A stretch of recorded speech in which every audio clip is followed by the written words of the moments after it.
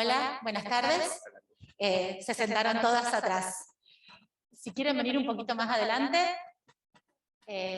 Bueno, primero bienvenidas, bienvenidos también.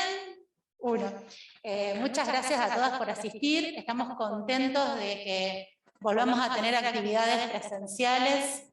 Le agradecemos a ELEA que nos facilitó poder tener esta charla con un neurólogo infantil del prestigio del doctor Galicio.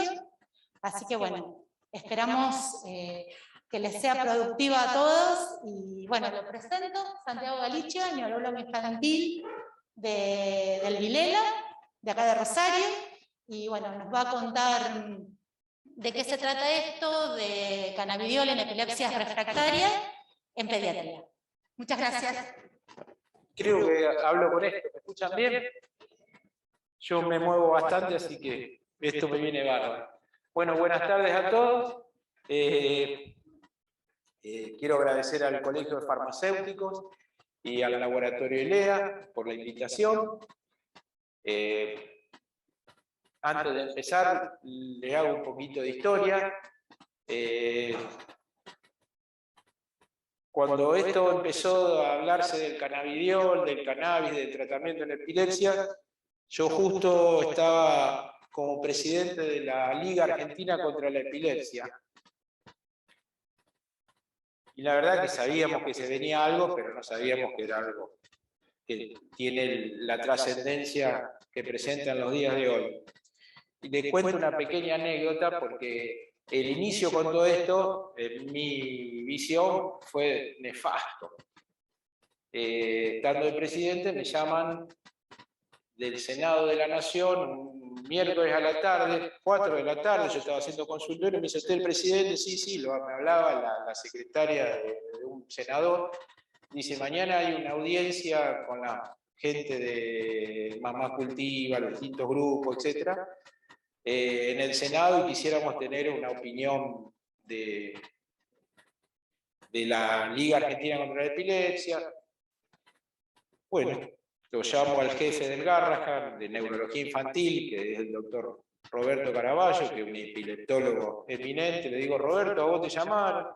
Me llamaron, dice, pero dice, yo no voy a ir, dice, porque no puedo ir de un día para el otro. En realidad yo tampoco podía ir. Y entonces lo llamo al vicepresidente, que es el doctor Damián Gonzalo, que vive en Capital Federal, le digo a Damián, y Damián, con muy buena intención, dice, voy yo, Santi, dice, no te va a venir de Rosario. Fue Damián a dar la postura, que esto estaba en estudio, que había casos muy específicos, Lo insultaron, le gritaron de todo, y la experiencia fue malísima. Estaban los senadores, estaba el ministro Ginés, que era el ministro de Salud de la Nación en ese momento al lado de él, y le decían, hable doctor, que esto pasa así. ¿Con qué vengo a esto? Cuando empezó todo esto, la verdad que había mucha efervescencia, poco conocimiento médico, mucha intención, pero que muchas veces estaba desbordada y generaba este tipo de situaciones que no fueron nada lindas.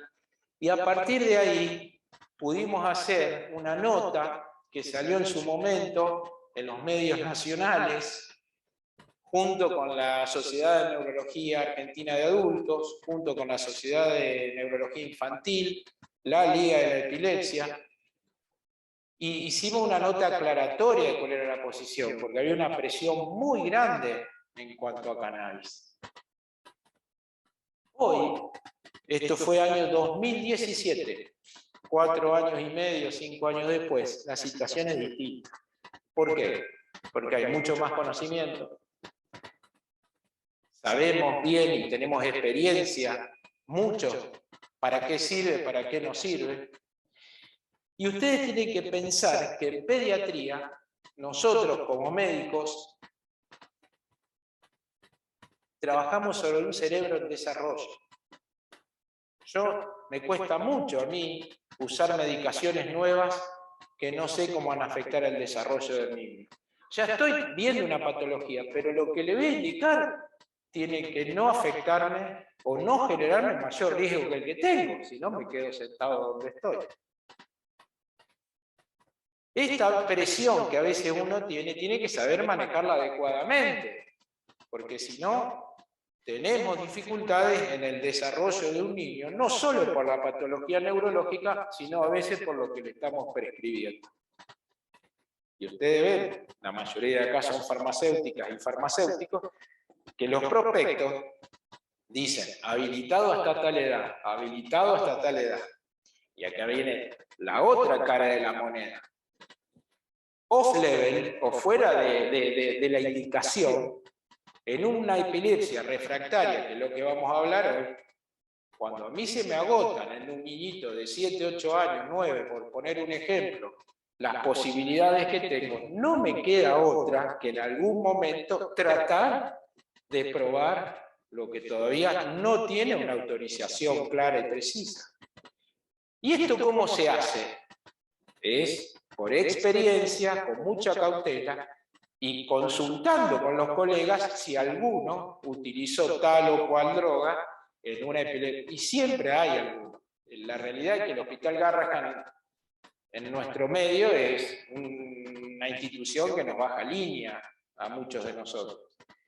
En la cantidad de pacientes refractarios que tiene el Garrahan, seguramente ellos han utilizado, se les ha ocurrido lo mismo que me está ocurriendo a mí con algo que todavía no tiene una autorización por prospecto. Y uno empieza a probar titulando muy lentamente. Y acá hay un segundo riesgo. Si yo no titulo una medicación en la dosis que corresponde, nunca voy a obtener un resultado adecuado. Segundo punto que no pasó y sigue pasando con el cannabidiol.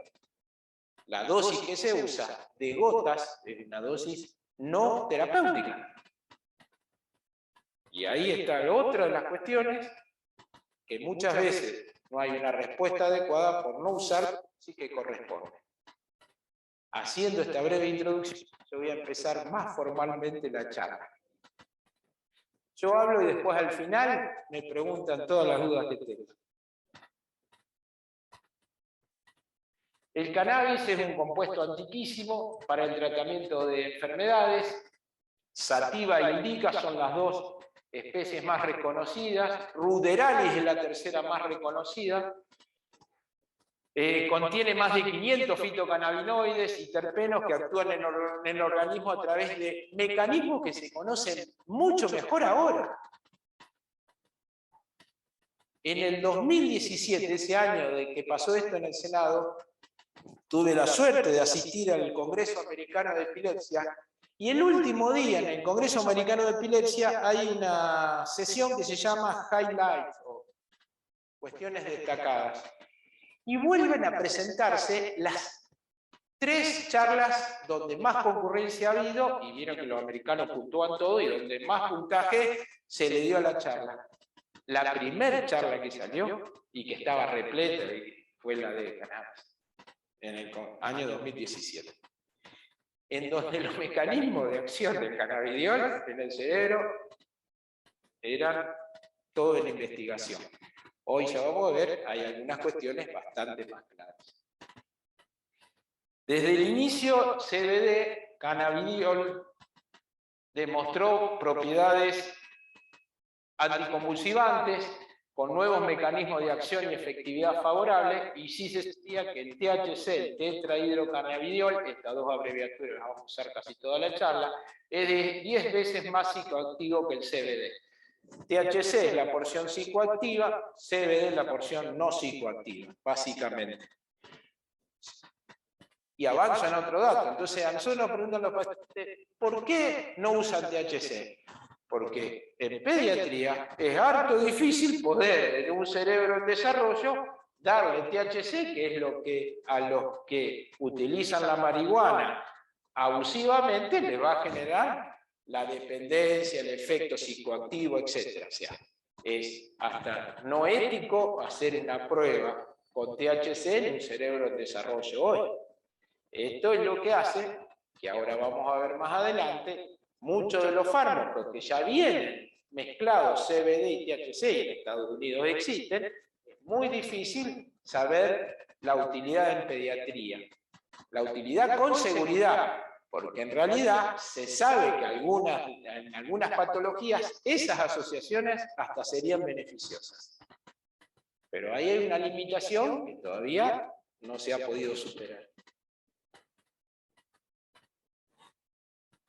En China, desde el 2700 a.C., había preparados medicinales de cannabis sativa para trastornos menstruales, gota, dolor reumático, malaria, constipación.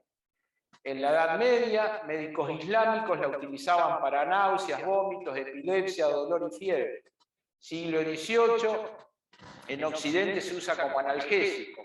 Y más recientemente, y en lo que los pacientes preguntan, en todo esto parecería que todavía no en todas con validación científica podría tener efectos favorables.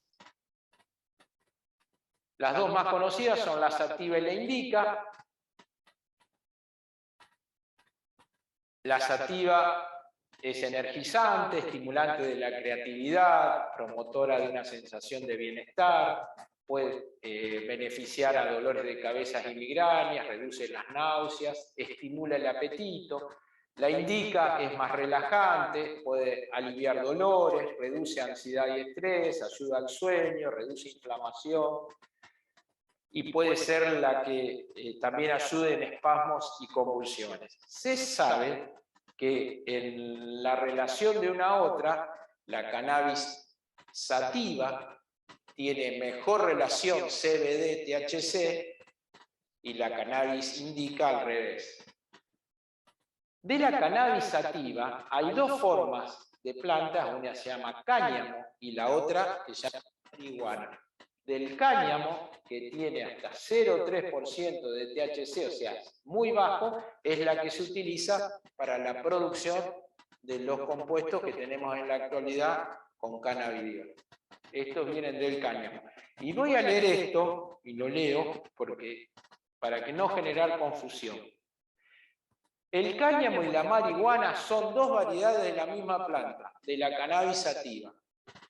El cáñamo y el cannabis se distinguen más notablemente por el estatus legal, basado en el hecho que uno es psicoactivo, la cannabis, y el otro, el cáñamo, no lo es. La base de esta diferencia es la composición fitoquímica de las plantas, es decir, las diferencias en las cantidades de compuestos llamados cannabinoides. Hay más de 100 cannabinoides, hoy se conocen más de 120, pero los dos más abundantes y conocidos son CBD y THC. El THC es responsable de la sensación de euforia y es el cannabinoide predominante dentro de la cannabis llamada marihuana, y el CBD, por otro lado, no es psicoactivo y es el cannabinoide predominante dentro del cáñamo. Lo que se utiliza como anticonvulsivante o antiepiléptico es el CBD. Parte de la confusión es dado que el cáñamo y el cannabis son técnicamente la misma planta, ambos producen THC y CBD, pero la cantidad de cada uno es lo que diferencia el cáñamo de la marihuana. ¿Está claro el concepto?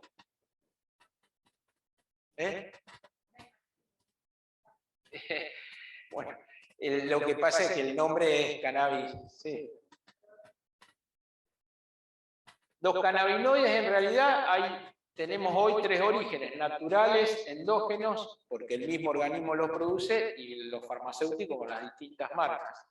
Algunos puros con CBD, otros que no son puros con CBD y THC.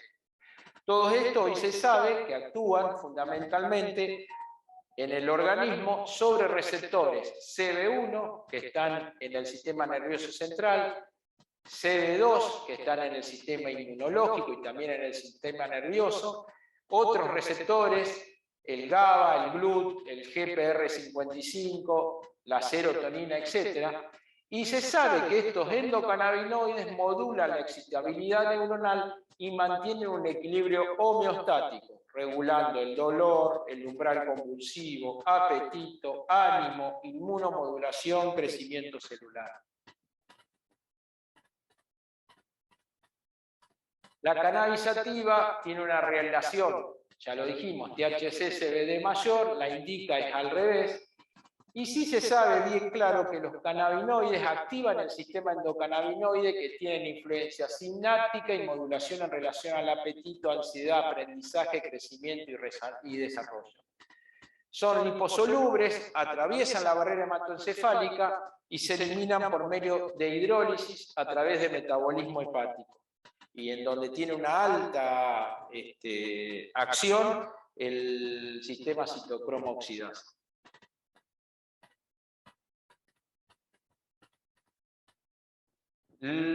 Los receptores CB1, CB2 están presentes en todo el organismo, como ven, pero como estamos hablando de cerebro, fundamentalmente el CB1 está presente en el córtex, en el núcleo caudado, los ganglios basales, hipotálamo, cerebelo, hipocampo, amígdala y médula espinal.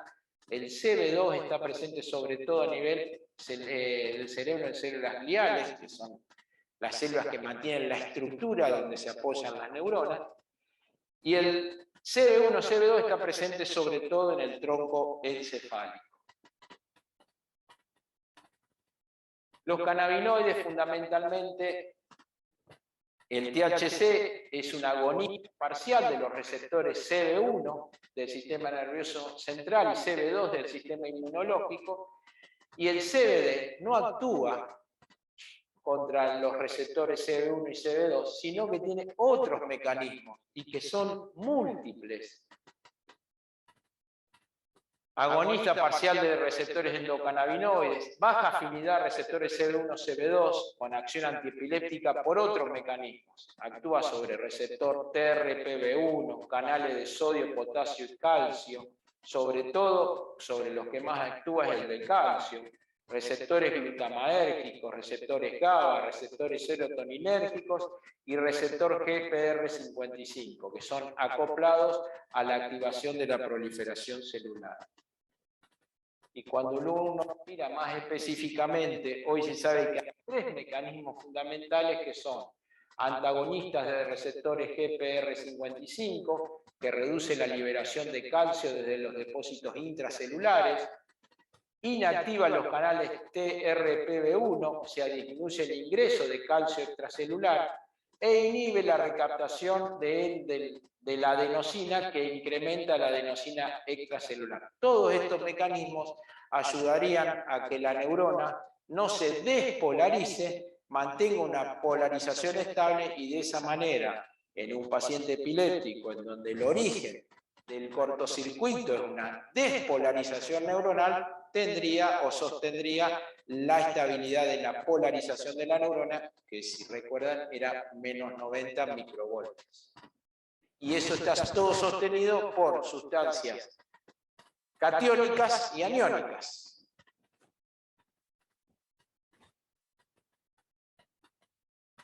Cannabidiol en humanos.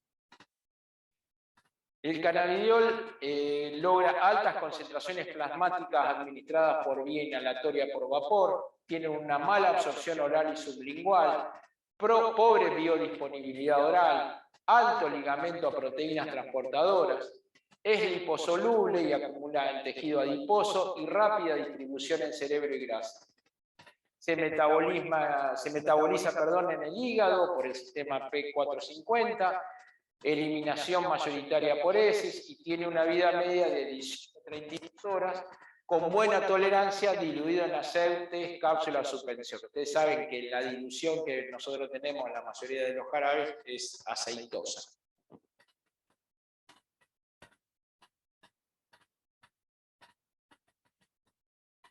El cannabidiol muestra una escasa interacción con el sistema de receptores cannabinoides, como dijimos antes, tiene otros mecanismos de acción, es una droga multitarget, así está definida, actuando sobre múltiples sistemas de señalización.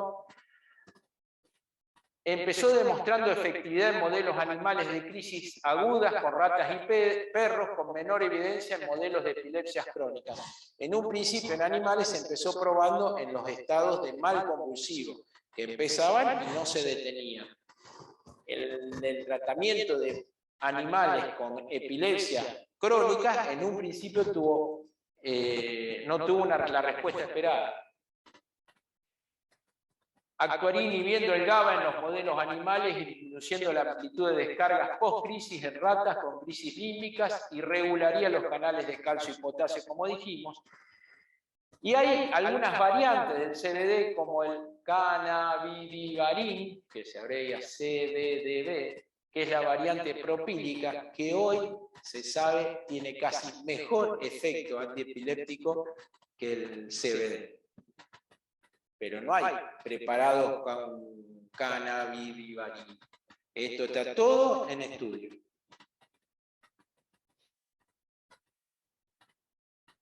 ¿Y por qué el cannabidiol en epilepsias? 25 a 30% de las epilepsias son refractarias. La incidencia de epilepsia en la población general es del más o menos el 1%, 1 cada 100 personas, de las cuales el 75% se regulan con 1, 2 o 3 drogas, con algunos de los otros tratamientos no farmacológicos que existen. Pero hay un 25% que entran dentro de lo que llamamos epilepsias refractarias, que son aquellas que no responden a los fármacos ni a los otros tratamientos no farmacológicos. La realidad es que esos pacientes desde ya necesitan un tratamiento de por vida y uno lo que trata es de que tengan con el tratamiento al que mejor respondan la menor cantidad de crisis posible, con la mejor calidad de vida y la mayor autonomía. Si logramos eso, es un golazo. Eso es un tiempo largo de trabajo y de seguimiento del paciente y después también de comprender la situación de cada familia que tiene o pretende determinada autonomía para cada caso niño o adolescente que tenga una epilepsia refractaria. Es muy manejable, hay familias que pueden bancarse que el niño tenga 3 crisis por día, otras que les cuesta un montón. Y esto hay que ir trabajándolo y es inherente a cada situación especial. En esto uno tiene que entender que no cura, acompaña. Si uno lo tiene claro a eso y convence al paciente de que esto es muy difícil que se cure, que pueda acompañar, estamos parados en la misma vereda y la cuestión del manejo es mucho más llevadera. Imagínense que en un niñito que viene convulsivando desde el primer año de vida, cuando llega a los 15 años y sigue convulsivando, los padres las convulsiones, excepto que cambien mucho en característica o en cantidad, casi ni le interesa. Lo que le interesa en esa etapa, cómo hace para no generar tanta dependencia continua. Y voy a dar un ejemplo simple, de un paciente que convulsiva 20 veces por día en la calle y hay que estar 20 veces fijándose qué le pasa. Si uno logra con alguna medicación bajarle esas crisis a 10, son 10 veces menos que van a tener que estar pendientes de ese paciente. Eso que para uno a veces dice, bueno, desde el punto de vista epiléptico, un logro fantástico. Y si ese paciente logramos que duerma 8 horas de noche, con lo que sea, solo, con lo que le demos, la familia y los cuidadores van a dormir 8 horas también. Y entonces va a tener mucha mejor predisposición para cuidarlo al día siguiente. O sea, esto es un contexto mucho más amplio donde va no solo la cantidad de crisis, sino la calidad de vida.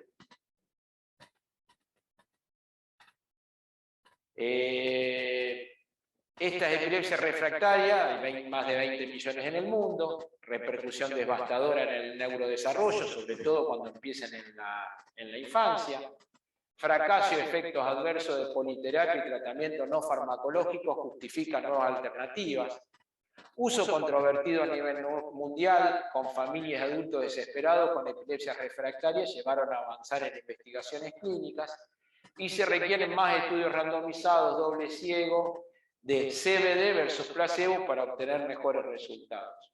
Y todo esto empieza con esta niñita que falleció, saben, el año pasado, Charlotte Figi, falleció de COVID.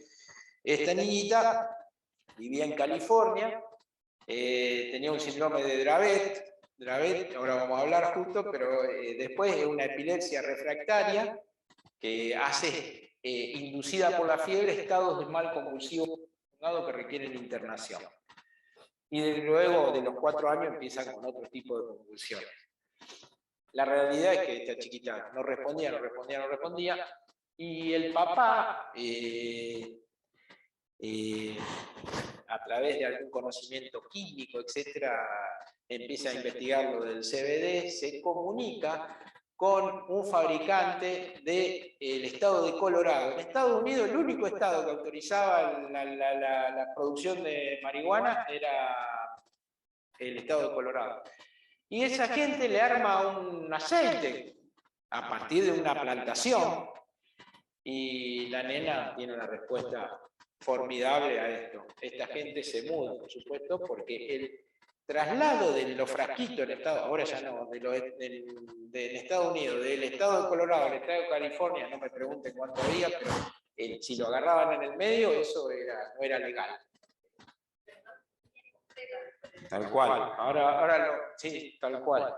Porque era el único que tenía o permitía la compra y venta de estos preparados. Y fíjense lo interesante, con la cepa que se hace, el CBD, llamada jocosamente de hippie disappointment, o sea, la decepción del hippie, porque esta no da psicoactividad, no tiene efecto psicoactivo, es más sedativa, etc. Y ahí lo aclaran, las cepas de extracto de cáñamo con un alto nivel de CBD disponibles son las utilizadas en ese momento para la preparación de aceite de Charlotte, que fue el primero que vino acá a nuestro país también importado. La evidencia preclínica, antes de empezar a usarlo, se sabía que era un CBD, un anticonvulsivante en el 80% de los estudios, sin efecto en el 20%, o sea, había un alto porcentaje de respuesta. Y ahí voy a aclarar, ¿a qué se refiere respuesta en epilepsia? Cuando tal tratamiento, tal droga, en una epilepsia refractaria, disminuye un 50% las crisis. Eso es efectivo. Si la disminuye más, es más efectivo. Pero un 50% es efectivo. O sea, vuelvo al mismo ejemplo de antes. Si un paciente con algo que le doy baja de 20 a 10 crisis, se considera un tratamiento efectivo. Después podemos discutir cuestiones alrededor de esto, porque muchos no mejoran el 50%, pero un paciente mejora la conexión, está más despierto, más conectado, mejora el sueño,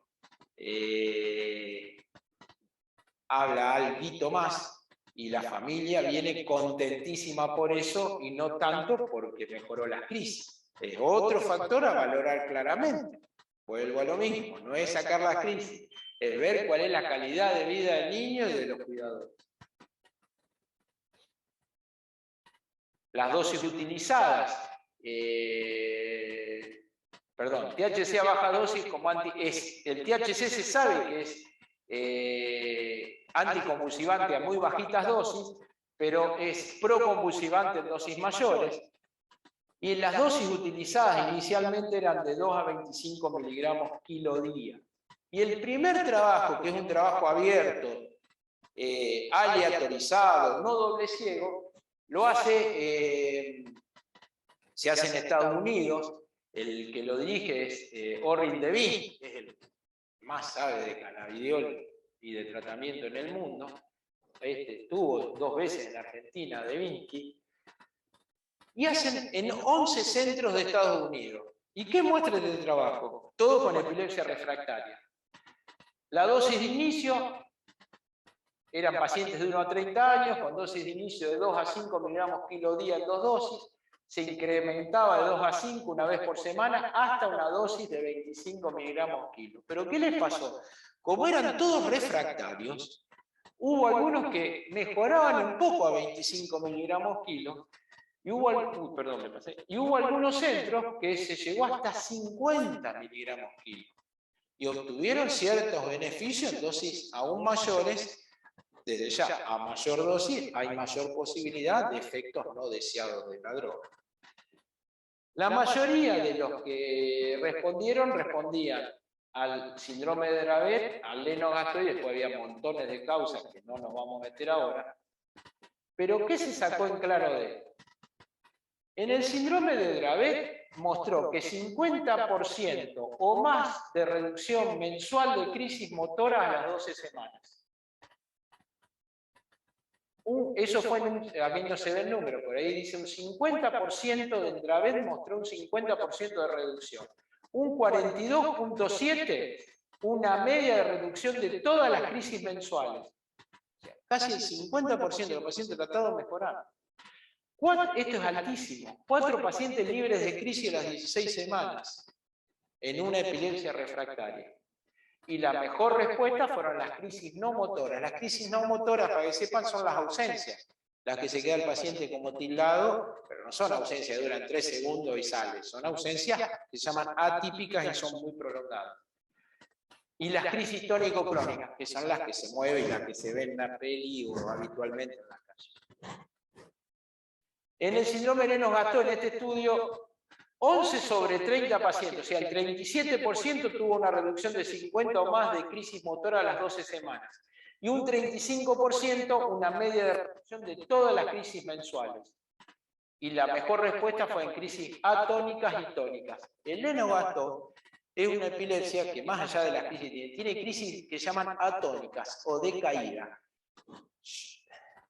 Voy a ser muy figurado, yo estoy parado y no estoy parado pensando, tengo que mantenerme parado, hay un tono muscular que me mantiene mi postura, eso lo mantiene el cerebro automáticamente. Si ese motorcito que me maneja mi tono muscular de golpe se apaga, yo me caigo al suelo como una bolsa de papa. Eso se llaman crisis atónicas en español, o en la traducción es drop attacks, crisis de caída o ataques de caída. Es muy limitante porque se hacen bolsa contra el suelo y si tienen varias por día esto genera una dependencia casi total y tiene que andar alguien cuando camina. Si está sentado no, porque no tiene que estar sentado delante de una mesa, porque si está sentado delante de una mesa y hace la caída, se da la cabeza contra la mesa. O sea, tiene que estar sentado en una silla y muchos le indicamos un gorro tipo boxeador o ciclista cuando no las podemos controlar para mejorar un poquitín la calidad y la mejor respuesta fueron en esas crisis.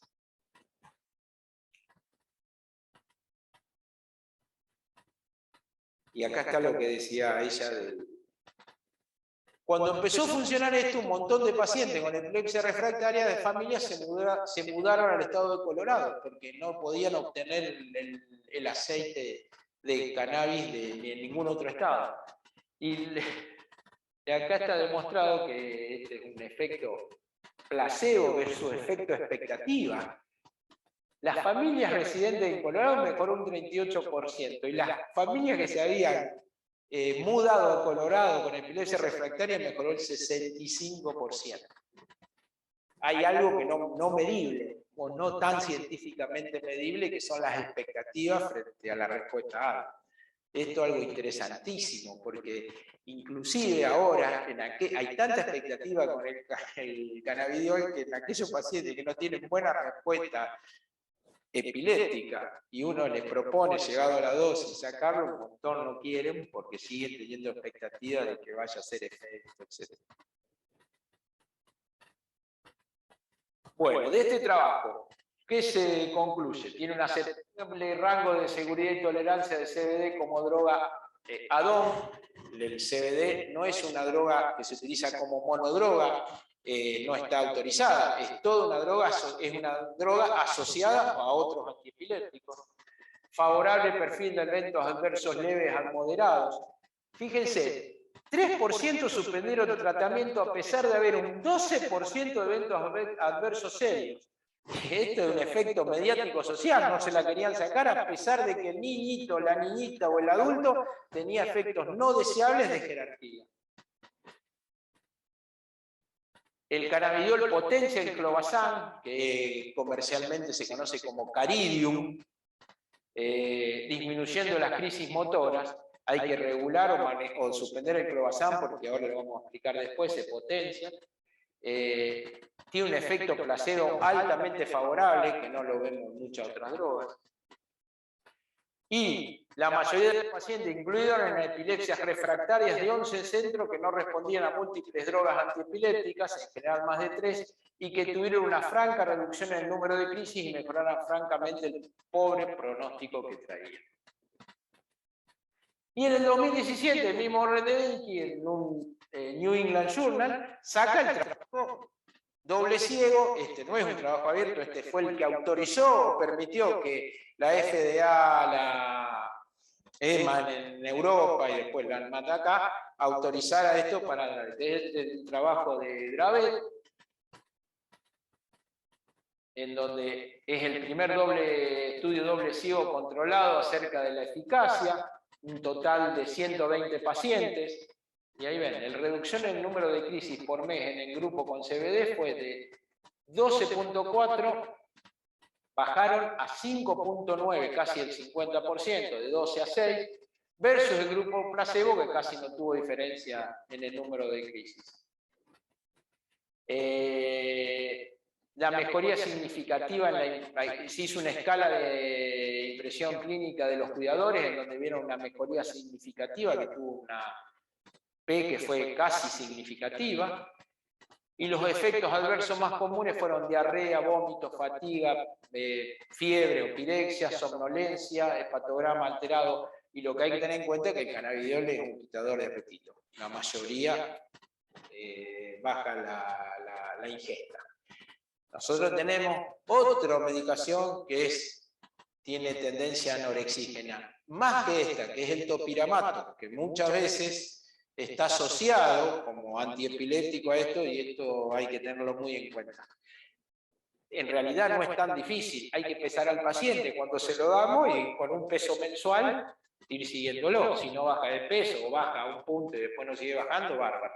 Si no, hay que buscarle la vuelta. Buena respuesta del síndrome de Dravet a CBD, mejor respuesta de crisis de caídas y crisis epilépticas generalizadas, escasa mejoría de crisis epilépticas no convulsivas en el Dravet, mejoría global clínica del paciente, efectos adversos habituales o manejables. Y el segundo síndrome epiléptico que sale autorizado en el 2018 es el Lennox-Gastaut, es el mismo grupo de trabajo publicado en New England, y esto permitió que de nuevo todas la FDA, la EMA, etcétera, autorizaran esto para Lennox-Gastaut.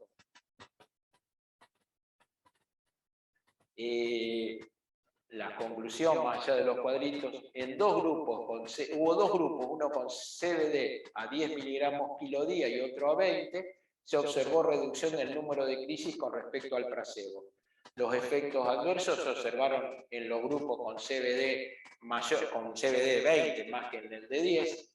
El CBD de 10 demostró menos efectos adversos que el grupo de CBD 20, eso es totalmente lógico.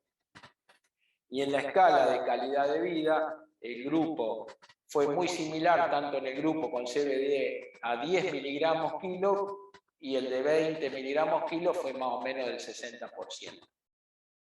La mejoría global de las crisis totales en este trabajo fue de un 42%.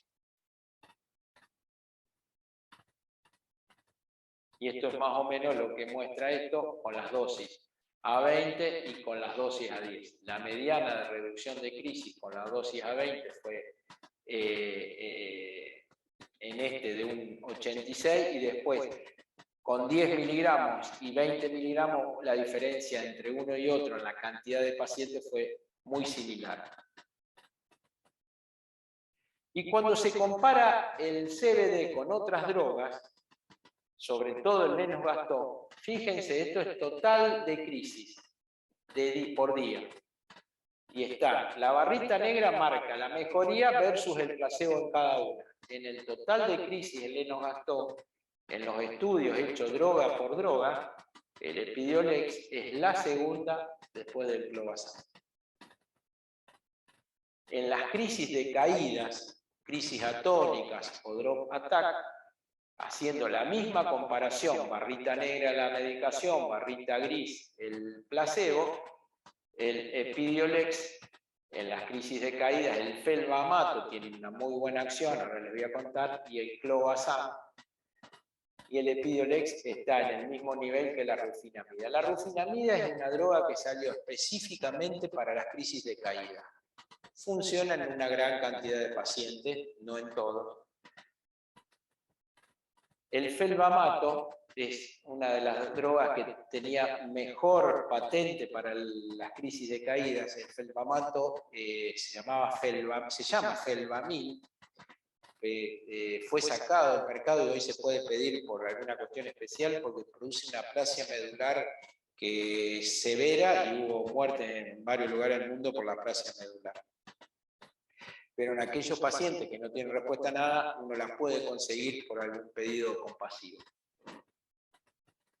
Y estas dos son las comparaciones versus las cuestiones, lo que es quirúrgico en las crisis de caída, que son tan inhabilitantes. En aquellos no responden farmacológicamente, se puede hacer el implante de un sistema de BNS o de estimulador vagal, que es como marcapasos que se pone debajo de la piel, se conecta al nervio vago y eso larga un estímulo al cerebro y eso actúa en algunos casos.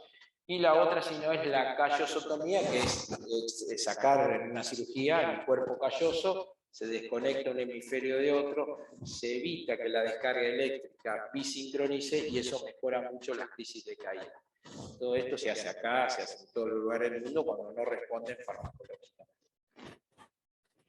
Y esto es muy interesante. En los trabajos, esto es de un Cochrane, que hace una revisión de todos los trabajos, en los estudios abiertos, open level, que son 944 pacientes, con cannabidiol, el 8.5% quedó libre de crisis, después de tener epilepsia refractaria años. Y en los estudios randomizados, que son 3 estudios, el 7.9 tuvo libre de crisis, versus un 0,6 con placebo. Este valor es estadísticamente significativo. ¿Para qué otras cosas o otras epilepsias se utiliza el cannabidiol? Esclerosis tuberosa. La esclerosis tuberosa es una enfermedad de la piel y del cerebro. Los que tienen manchitas blancas en la piel y se asocian en general con una epilepsia refractaria desde el inicio, un retraso movertivo y tienen lesiones en el cerebro. Esto es una epilepsia que es muy difícil de controlar, no es quirúrgica y el cannabidiol tuvo efectos favorables. En este trabajo, a los 3 meses, los respondedores fueron el 50%, con una disminución de casi el 50% de la mediana de crisis. Había mayor mejoría en los pacientes asociados con clobazam. Este síndrome de esclerosis tuberosa empieza o en general debuta con lo que se llama síndrome de West, que es un tipo de epilepsia que hace espasmitos en los bebés entre los 6 meses y el año y medio. Cuando uno diagnostica un síndrome de West, tiene que descartar que no tenga esto porque es una de las causas que lo produce. Y hay que desvestirlo al bebé y verle la piel bien, a ver si uno no pesca manchitas que se llaman manchas hipocrómicas. El 75% de mejoría de 4 pacientes con espasmos epilépticos, que son los típicos del síndrome de West, 2 libres de espasmos a los 3 meses del tratamiento. En todos los pacientes, esto se asocia mucho con retardo mental y trastorno de conducta, hubo mejoría en la conducta y cognición con antecedentes de retraso madurativo.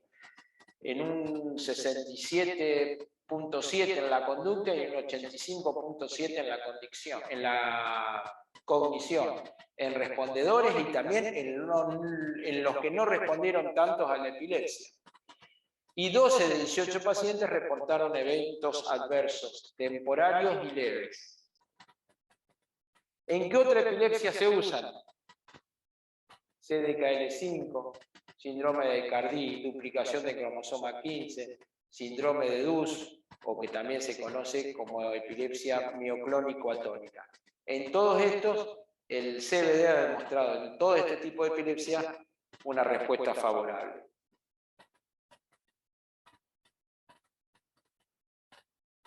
Este trabajo es un trabajo del Garrahan, de Caravaggio y Gaby Reyes. Ellos usaron el síndrome de West, que son estos, lo voy a correr, que no tenían esclerosis tuberosa, son síndrome de West de otra causa, refractarios a los tratamientos habituales. Ustedes que son farmacéuticos, estos pacientes son los que usan la CTH y el Sabril. Cuando no responden, que son pocos los que usan Sabril, son todo esto, y ACTH, que es la forma intramuscular de corticoides que tienen costo alto, es difícil de conseguir, En los que no responden, usaron CBD. 8 pacientes, 6 mujeres, 2 varones, la mayoría tenían 3 de etiología estructural, o sea, una lesión en la resonancia, 5 de etiología desconocida. Bueno, 50%, más del 50% de reducción de crisis. Son un poquito números, pero interesante, 4 de 8. 2 pacientes tuvieron reducción de crisis de 75 a 99%. 2 pacientes reducción de crisis de 50 a 74%. 2 pacientes mejoraron menos de un 50% y 2 pacientes no tuvieron respuesta. Y la gente del Garrahan se entusiasmó y hizo el primer estudio prospectivo de Argentina. Roberto Caraballo salió por todos los canales y demás. Esto salió publicado en una revista europea, por supuesto. Efectividad del cannabidiol en un estudio prospectivo en una cohorte argentina. En realidad lo iba a hacer un estudio multicéntrico a nivel nacional, donde íbamos a participar nosotros. Se armó tanto de pelote para distribuir la medicación en el país. Esta fue una medicación donada por un laboratorio canadiense, que la terminaron haciendo ellos el estudio. Y ellos incorporaron 49 pacientes, con una media de seguimiento de 3 a 12 meses, 2 a 16 años, usaron una marca que se llama Afria, una marca canadiense. La dosis inicial fue de 2 miligramos kilo día, bueno, llegaron hasta un máximo de 25. De estos 49%, de estos 49%, 37 pacientes tenían síndrome de Lennox-Gastaut. Eso tiene el Garrahan tiene una casuística tan grande, porque el Hospital Nacional de Pediatría, y bueno, es donde llegan los casos que no se resuelven en otro lado, que ellos tienen la posibilidad de incorporar cantidad de pacientes en todas estas patologías que no son tan frecuentes, pero que ellos, como un embudo, tienen el seguimiento de una cantidad a nivel país. 39 de 49 pacientes, o sea, un 80% de los 49 tuvieron disminución en el número de crisis. Y acá se ve las distintas causas que produjo el síndrome de los 37 pacientes con síndrome de Lennox-Gastaut y cómo mejoraron en la reducción de crisis, y algunos hasta mejoraron el electro. Y voy a aclarar otro concepto. Cuando uno medica con medicación antiepiléptica, la idea es mejorarlo clínicamente, que tenga menos cantidad de crisis. Si por suerte mejora el electro, mucho mejor, pero la idea inicial no es modificar el electroencefalograma. De cualquier manera, acá en algunos pacientes ellos encontraron mejoría. Eso se valoriza por la cantidad de descargas, la duración, la intensidad, etc. Y del resto de los pacientes de trabajo que no tenían Lennox-Gastaut, había distintos tipos de epilepsias, en donde algunos quedaron libres de crisis, que son epilepsias todas refractarias, y otros tuvieron una mejoría notable entre el 75 y el 90%. Y es interesante también saber en los estudios a largo plazo, hay un estudio de Roberta Silio, que es una italiana que está en Mount Sinai, en Nueva York. Son seguimientos de 26 niños a 4 años. 80% de los niños tuvieron eventos adversos, 23% fueron severos. A los 2 años, 9 de 26 niños, o sea, casi un 30% seguían en tratamiento. Esto es un valor alto para una droga a los 2 años. 7 pacientes tenían una reducción de más del 50% de crisis motoras, 3 estaban libres de crisis, y los efectos adversos más comunes fueron falta de apetito, diarrea, pérdida de peso. ¿Cuáles son las posibles interacciones más frecuentes del CBD? Como inductor enzimático, o sea, disminuye los niveles de carbamazepina y fenitoína, inhibe enzimáticamente al ácido valproico, el estilipentol. El estilipentol es una droga francesa que acá hay que traerla como tratamiento compasivo, y el feloamato, que fue el que conté la historia de la aplasia medular, y actúa como inhibidor enzimático, aumentando los niveles séricos en sangre del clobasanto, piramato, todo esto. El que más aumenta el clobazam. En pediatría lo usamos un montón al caridio, nombre comercial, como asociación. Y ustedes en los estudios que vieron comparativo de droga por droga, vieron que el clobazam tenía muy buena respuesta. La realidad es que el clobazam aumenta su nivel en sangre y da muchas veces sueño. Entonces uno lo tiene que ir bajando. Y hay un punto que a veces encontramos en determinada dosis de cannabidiol y de clobazam que logramos una estabilización epiléptica y de la vigilia y de la conexión del paciente fantástica. Hay que buscarlo muy despacito y a veces no es necesario buscarlo del todo, pero hay que ir titulando uno muy despacito para arriba y el otro muy despacito para abajo. Esto es un trabajo artesanal y voy a hacer guaso y es rompebola para los pacientes, porque es difícil decirle, va a estar medio dormido 15 días, vénganme a ver dentro de 15 días a ver cómo sigue. Hoy con el celular uno puede manejar la ansiedad mucho mejor, regular, bajar, etc. No es necesario permanentemente tener una consulta presencial, más cuando son pacientes conocidos que uno los viene siguiendo de hace tiempo. Y en epilepsia refractaria uno tiene que explicar de entrada que es cada maestro con su librito, pero esto no se puede hacer 300 cambios a la vez, porque si no, no sé a qué beneficio o a con cuál me fue mal. Los cambios son de a uno. Y eso, para un paciente que no responde, no anda bien, hay que explicárselo y tomarse el tiempo suficiente con la familia.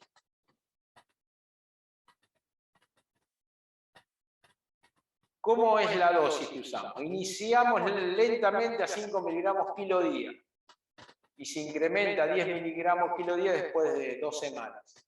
Se valora la respuesta clínica y los efectos no deseados con 10 miligramos kilo día y se puede continuar con esa dosis si es efectiva y si no lo es, se puede incrementar de a 5 miligramos kilo día si es bien tolerado hasta llegar a un máximo de 20-25.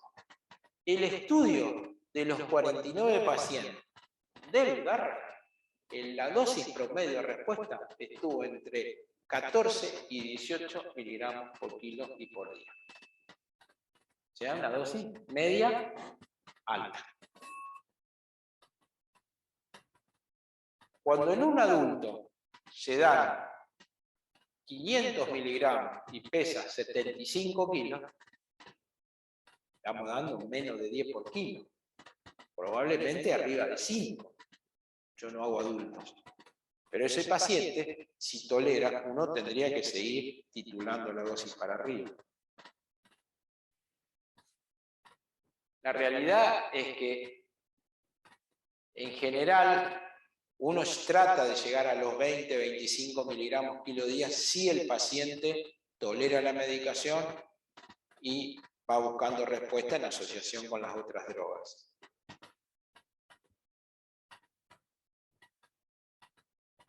Efectos adversos. Los más frecuentes: somnolencia, sedación, trastorno de conducta, irritabilidad, diarrea, disminución de apetito, vómitos, aumento de transaminasas, sobre todo cuando está asociado con ácido valproico, por eso tenemos que seguirlos con laboratorios mensuales.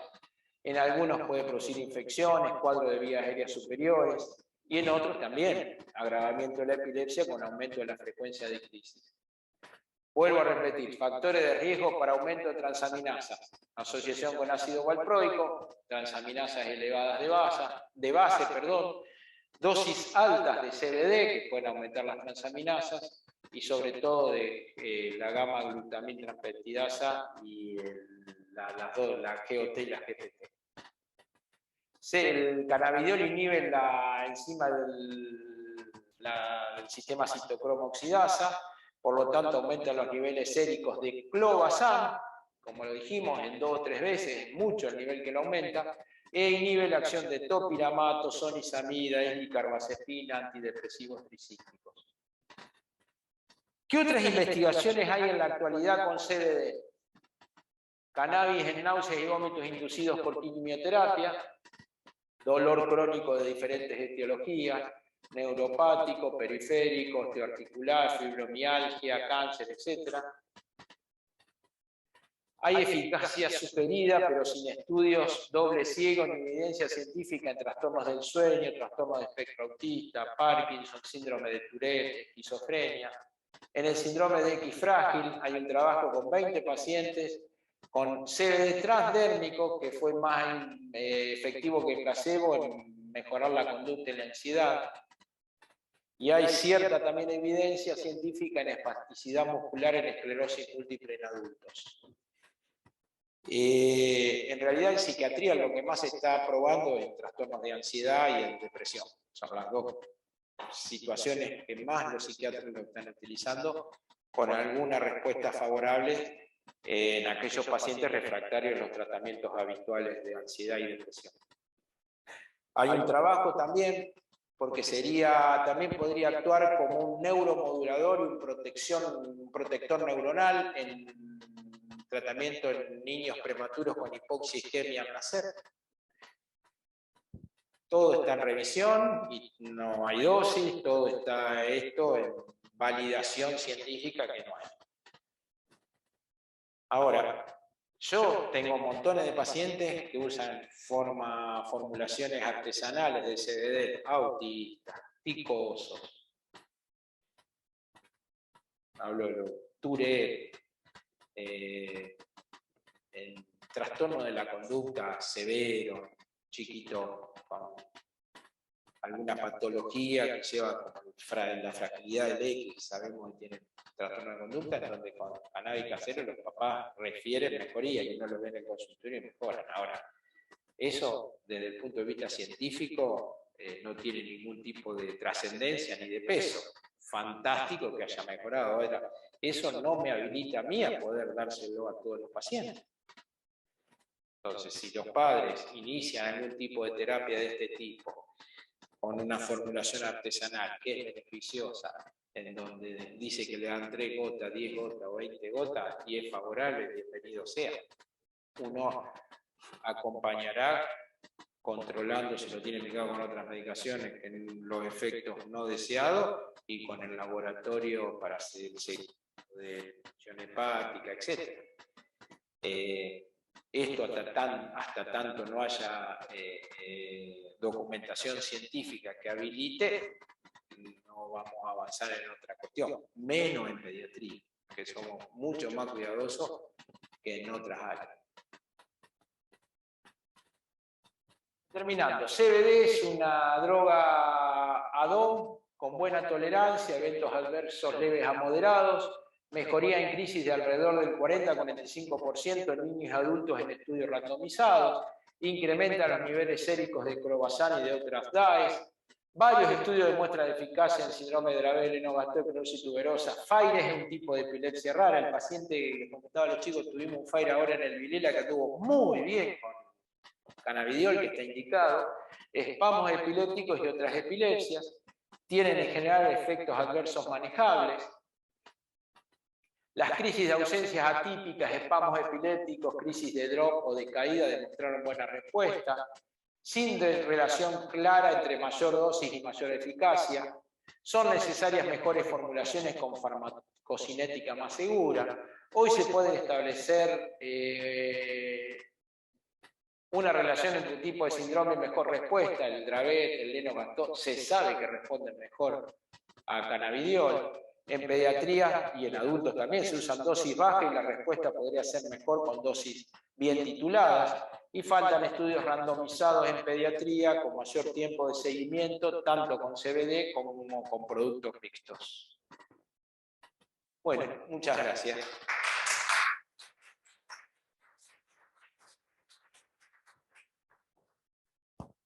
Pregunten las dudas que tengan. Si quedaron dudas.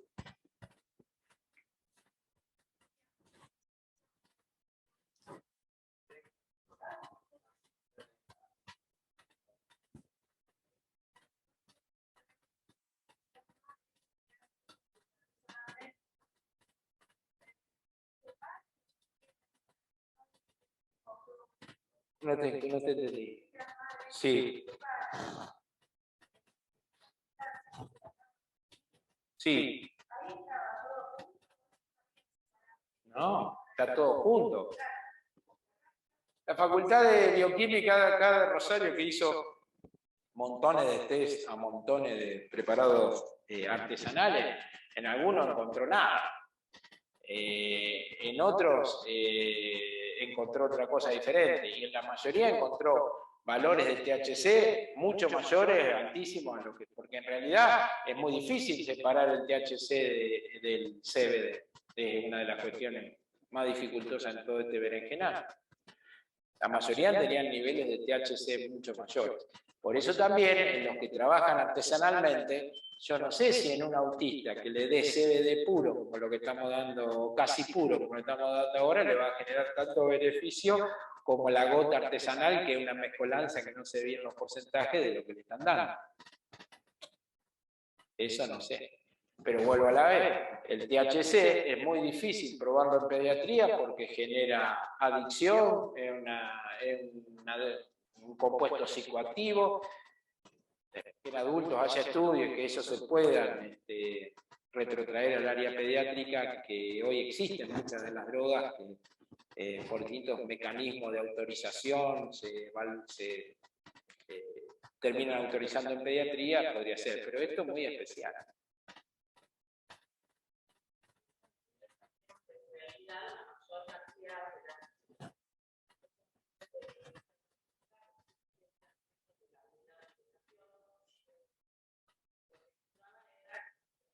Básicamente como análisis preventiva, porque a mayor las dosis eran, las concentraciones eran muy bajas. Ustedes saben que la mejor planta, el mejor cáñamo, va a ser bien específico, de relación CBD-THC, lo tenía un uruguayo en Punta del Diablo.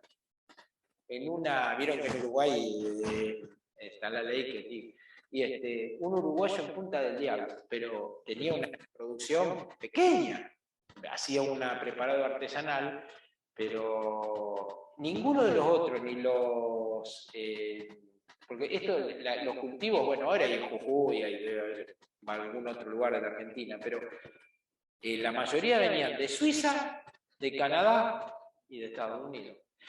Pero el cáñamo que usaban ellos no tenía la calidad del uruguayo que no sé cómo Corno logró genéticamente generar una planta que tenía. Bueno, esto es una anécdota nada más. Hoy hay productos nacionales, uno es el de Lea, Cambis.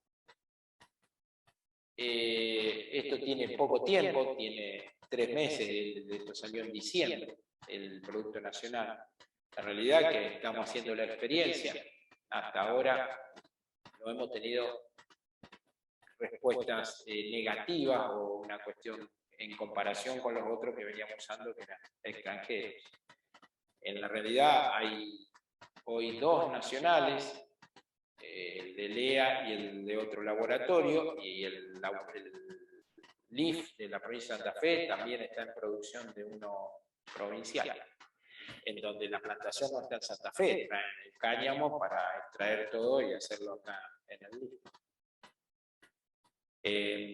La realidad es que hoy también, con la presencia de productos nacionales, aparte de abaratar los costos, por supuesto, y un montón, se elimina una cantidad de papelerío que había antes, porque era todo por tratamiento compasivo con las manos, que era un lío bárbaro. Y aparte que después, como en nuestro país, tanto de pelote de importación, estoy diciendo bien, de importación, tenían que inscribirse en un registro de importadores, los padres, era terrible, desesperado a la vez porque el hijo seguía condicionado. Y ni les digo cuando se le acababan los 3 primeros frasquitos para reponer los 3 siguientes, los 4 siguientes. Y ahí se hizo una muy buena relación a través de los teléfonos de los padres que tenían, tomaban las presentaciones farmacéuticas, el aceite de charlotte en un principio, etc. Toda una cuestión de intercambio, al que le sobraba algún frasquito le costaba otro, etc.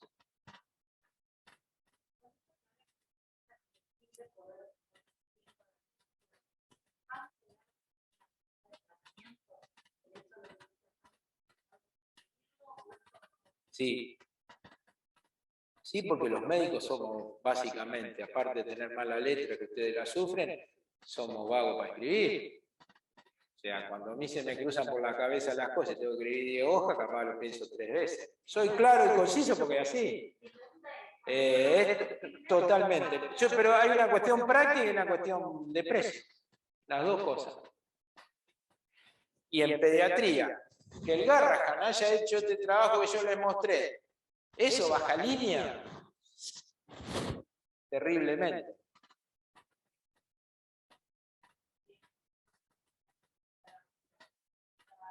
Ahora es por duplicado. Una receta por duplicado y punto. No, en los nacionales una receta por duplicado.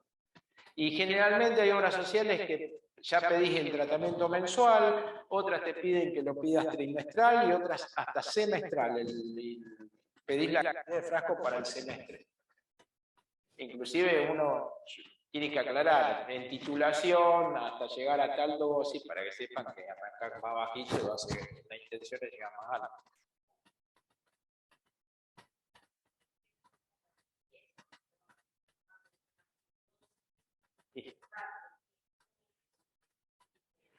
Y claro. No, yo lo doy solo para epilepsia. Les cuento que vino un paciente de la ciudad de Santa Fe, un chico, un adolescente con un hipocrónico, más raro que la miércoles, voy a ser claro y dice, he estudiado arriba, abajo y demás. Y me dice la madre, yo quiero probar con cannabis. La verdad yo no tenía experiencia. Y le digo, me pongo a leer, leí 2 o 3 días, y vos sabés que había publicaciones aisladas. Compró un cannabis casero, dejó de tener hipo al día siguiente, que empezó a tomar 4 gotas, no sé qué corno compró. Creer o reventar. O sea, para el hipo sirve. Pero para ese paciente.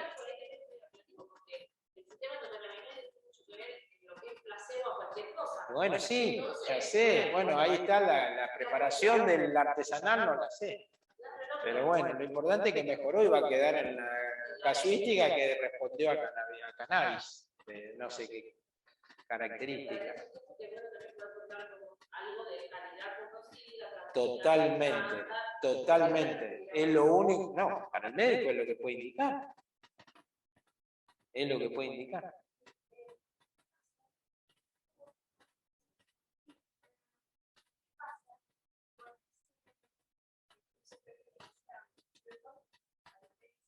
Sí.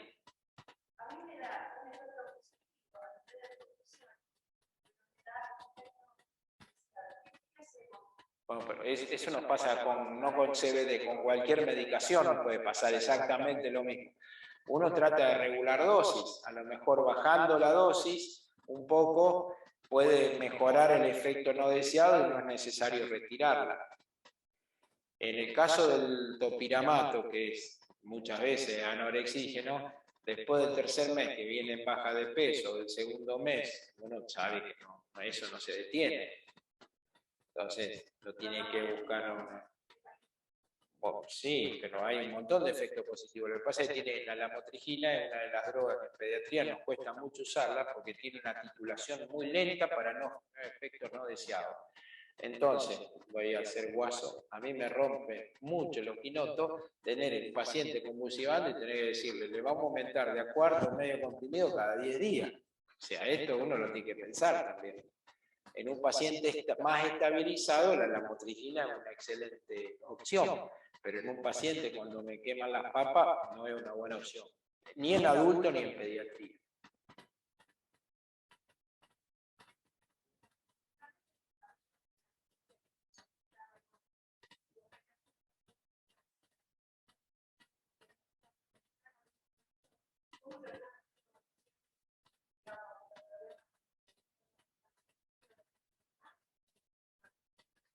¿Cómo es tu nombre? Roxana. Hiciste una pregunta que hoy es la discusión de la epilepsia neurológica. Yo no me metí en eso porque la charla es mucho más larga. Hoy existen lo que se llaman encefalopatías epilépticas. Eso está definido. Yo tengo una epilepsia que tengo montones de crisis, montones de descargas, y culpa de eso me genera un retraso en el desarrollo. Eso se entiende. Si tengo un cortocircuito tan frecuente en la cabeza en la etapa del desarrollo, no se desarrolla adecuadamente las redes neuronales y tengo después un retraso del desarrollo. Eso es muy simple de entender. Pero lo que pregunta ella es que hay el Dravet, hay un 15% de los pacientes que son niños con retraso del desarrollo, con alguna crisis febril inespecífica en los primeros años, y a partir de los 3 o 4 años desarrollan el síndrome de Dravet, y el retraso del desarrollo lo tienen antes. Esos pacientes no es muy difícil el diagnóstico temprano. Y entonces hoy hay, aparte de encefalopatías epilépticas, se llaman esas encefalopatías del desarrollo. Que hay toda una discusión en nuestro país, lamentablemente por cuestiones de costos sería difícil, pero uno tendría que hacer paneles genéticos, porque todo esto tiene determinante genético. El Dravet tiene un gen que se llama SCN1A, que con un análisis de sangre lo diagnosticamos, tiene o no lo tiene, no hay mucho para discutir, pero tiene un costo alto. Entonces la gran pregunta es si uno tendría fármacos, y en eso está, si uno diagnostica tempranamente ese retraso madurativo antes que empiece la epilepsia, si hay alguna cuestión farmacológica que podría prevenir el inicio de la epilepsia y o evitar el mayor deterioro futuro. En esto está.